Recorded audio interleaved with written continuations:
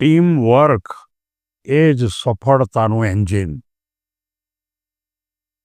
મિત્રો, આપણને ખબર છે કે આપણે કોઈ પણ બહુ મોટા કાર્યો કરવાના હોય ત્યારે માત્ર એકલા જો કોઈ પણ પ્રકારનું કાર્ય કરીએ તો એ કાર્યની અંદર સફળતા મળતી નથી અથવા બહુ મોડી મળે છે. પણ જો તમે ટીમ વર્કથી જુદી જુદી જવાબદારી તમે સ્વીકારી લો અને જો સાથે કામ કરો તો તમે ખરેખર ખૂબ આગળ નીકળી શકો.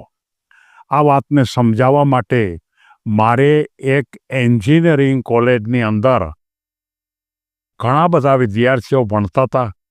એમાં 5 કે 7 વિદ્યાર્થીઓ એવા હતા કે જે પોતે ખરેખર મિત્રો હતા. કોઈ એક વખત કોલેજમાં એક પ્રોજેક્ટ આપવામાં આવ્યો અને એ પ્રોજેક્ટ ડ્રોન ઉડાડવા માટેનો પ્રોજેક્ટ હતો.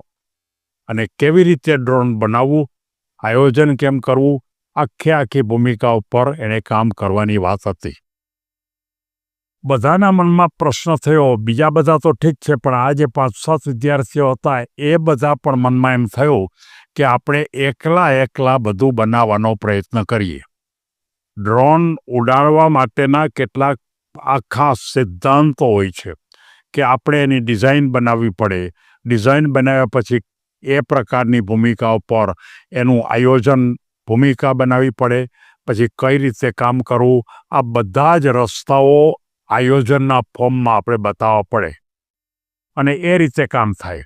હવે દરેક આ બધા જે 5-7 યુવાનો હતા, બહેનો ભાઈઓ બધા, એ લોકોએ પોતપોતાની રીતે શરૂઆત કરી, પણ બધા એમાં બહુ સારી રીતે સફળ ન થયા.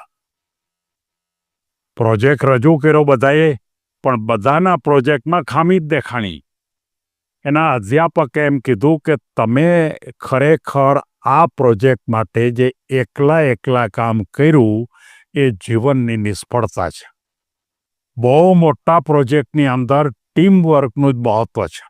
દાખલા તરીકે તમે એમ વિચાર કરો કે તમારે એક બહુ મોટો ઉદ્યોગ કરવો છે, તો એ ઉદ્યોગ કરવા માટે તમે એકલા તમે જો કામની શરૂઆત કરો એના કરતાં 2-5 વ્યક્તિઓ એક જ પ્રકારના વિચારવાળા જો કામ કરે અને એમાં જો જુદા પ્રકારની જવાબદારી માટેનું આયોજન જો બધા કરે તો બિઝનેસ બહુ ઊંચા ઉપર જાય છે. બિઝનેસના વિકસાવવા માટે સાવ એકલો માણસ મુશ્કેલ રૂપ બને છે. એ વાતને સમજાવવા માટે આ વાર્તાને આપણે કેવી રીતે આગળ લઈ જવી. ફરીવાર પહેલાં બધા યુવાનો ભેગા થયા કે આપણે એમ કરીએ કે 5-6 જણા જે છે આપણે બધા એક ટીમ બનાવીએ. એક જણો છે એ આખા કામના બધા કયા મુદ્દા છે એ મુદ્દાની યાદી તૈયાર કરે. એકાદ છે ડિઝાઇન બનાવે. એકાદ છે એની અંદર કઈ વસ્તુની જરૂરિયાત પડશે એ વસ્તુની ભૂમિકા ક્યાં મળે છે એ નક્કી કરે. એક છે માર્કેટમાંથી એ બધી વસ્તુ લઈ આવવા માટે. અને આ રીતે જે ડ્રોન બનાવવા માટેના જુદા જે કામ હતા એ બધાએ વેચી લીધું અને એ બધા જ કામો કરવા માંડી ગયા. કારણ કે પહેલી વખત તો શું હતું કે બધા એક જ કામ કરવાનું અને બધા એક જ કામ કરે એટલે એકબીજા વચ્ચે ઝઘડો પણ થાય. કોક આગળ નીકળી જાય, કોક માનો કે કંઈ વસ્તુ લાવી ન શકે અને એ લોકો નિષ્ફળ ગયા હતા. પણ આ રીતે પ્રોફેસરે એને જે માર્ગદર્શન આપ્યું અને એ માર્ગદર્શનના કારણે એ લોકો ધીમે કરતા ખૂબ આગળ વધવા માંડ્યા.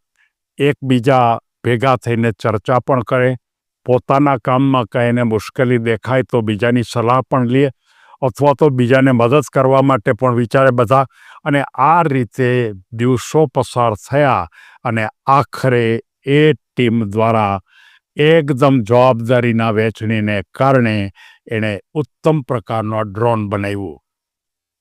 દરેકે પોતાનું નિર્ધારિત કામ જ કરવાનું, કોઈના કામમાં ખલેલ નહીં કરવાની, પૂછે નહીં ત્યાં સુધી માર્ગદર્શન નહીં આપવાનું અને કોઈને પણ દિશા બતાવવા માટે પણ પ્રયત્ન નહીં કરવાનો.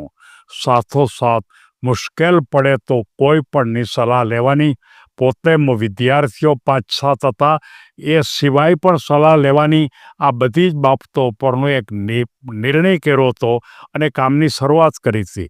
અને આ શરૂઆતથી એ દરરોજ ચર્ચાઓ કરે, રોજની 2-3 કલાક ચર્ચાઓ, પોતે કેટલું કામ કર્યું, કેવી રીતે કામ કર્યું, અને એને કારણે પોતાના જે ઝઘડાઓ હતા, પોતાના જે અહંકાર હતો, પોતે બહુ હોશિયાર છે એવું અભિમાન હતું, એ બધું જ એકદમ ક્ષિન્ન થઈ ગયું અને કાર્યની જે એકદમ સારી જે ગુણવત્તા છે એ ગુણવત્તામાં વધારો થતો ગયો.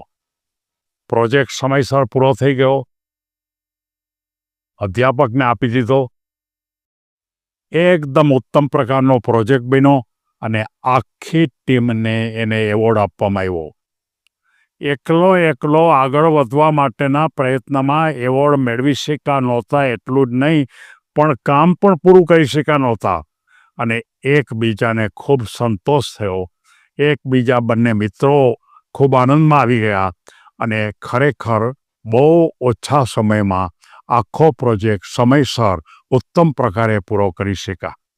આની પાછળનું કારણ એ છે કે વિચારોની સમૃદ્ધિ.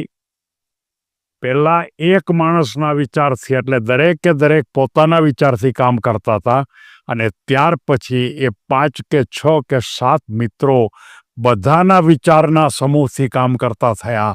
અને જેમ તમે વધારે વિચારોના સમૂહથી કામ કરતા જાઓ અને એમાં માત્ર હકારાત્મક વિચારને તમે ભેળવો, અને કોઈ મોટું નથી, કોઈ નાનું નથી, આ પ્રકારે જો તમે આગળ વધો તો એકબીજામાં સહકારની ભાવના પણ વધે છે અને કોઈ પણ પ્રકારની ગેરસમજ પણ થતી નથી, મતભેદો થતા નથી અને કાર્યની અંદર વિલંબ પણ થતો નથી, કારણ કે જવાબદારી વહેંચાઈ ગઈ. પરંતુ એકતાને, એટલે કે કોઈ પણ એક ઉત્તમ કામને સફળ બનાવવા માટેનું એન્જિન એટલે ટીમવર્ક. આપણને ખબર છે કે ટીમવર્કમાં કદાચ કોઈ એકાદ માણસ કદાચ જીતે ને તો એ એકાદ વિભાગ પૂરતું કામ કરી શકે, અથવા તો એ જે જીત છે ને એ થોડા સમયની હોય છે, પણ જો આખી ટીમ જીતે ને તો ઇતિહાસ બની જાય. તમે જોઈ શકશો કે દાખલા તરીકે અવકાશમાં આપણે યાનને મોકલવું છે, તો તમે જોઈ શકશો કે લગભગ 100થી 150 વૈજ્ઞાનિકો કામ કરતા હોય. ટીમવર્ક, એકને આ કામ કરવાનું, એકને આ કામ કરવાનું, એકને આ કામ કરવાનું, અને એ બધા જોડાઈ અને આખરે અવકાશની અંદર એ યાનને મોકલી શકે. કોઈ પણ સંશોધન, કોઈ પણ મોટો ખ્યાલ, કોઈ પણ મોટી પ્રોજેક્ટ, એક બહુ મોટો સારો માનો કે પુલ બનાવવાનો છે, એક બહુ મોટું સારું કોઈ ઇન્ટરનલ કોઈ વસ્તુ બનાવવાની છે, તો આ બધામાં ટીમવર્કની જરૂરિયાત પડે છે. ટીમવર્કમાં એક વાત બહુ અગત્યની વાત છે કે એક તો એકતા હોવી જોઈએ, એકબીજાનો સહકાર હોવો જોઈએ અને એકબીજામાં વિશ્વાસ હોવો જોઈએ. અને સાચું ટેલેન્ટ તો જ બહાર આવે કે બધાને એક જ રસ્તા ઉપર જવાનું છે. જો બધા ભેગા થઈ અને એકબીજાની તરફ ખેંચવાનો પ્રયત્ન કરે કે મેં વધારે કામ કર્યું, મેં વધારે બુદ્ધિ લગાડી, તો તમે જોઈ શકશો કે એ ટીમ તૂટી જાય. જીવનની અંદર મોટા ભાગના પ્રોજેક્ટો ટીમવર્કથી થઈ શકે છે. મારે સૌ યુવાનોને કહેવું છે કે તમે સૌથી પહેલાં તમે કોઈ પણ પ્રકારની ટીમવર્કથી કામ કરવા માગતા હો, કોઈ પણ મોટો પ્રોજેક્ટ કરવા માગતા હો, કોઈ પણ મોટો વ્યવસાય, કોઈ પણ પ્રકારની તાલીમ, તો તમારે સૌથી પહેલાં બધાના વિચારો શુદ્ધ કરવા જોઈએ. તમારા મનને સ્નાન કરાવવું જોઈએ, એટલે કે નબળી કલુષિત લાગણી કાઢી નાખવી જોઈએ, અને પછી તમે ટીમમાં જોડાઓ અને પછી તમે કાર્યને વહેંચી લો અને પછી તમે એનું રિઝલ્ટ જોવો. એવોર્ડ તમારી પાસે દોડતો આવશે. સૌ કોઈ આગળ વધો એવી શુભેચ્છા તથા સૌને ધન્યવાદ.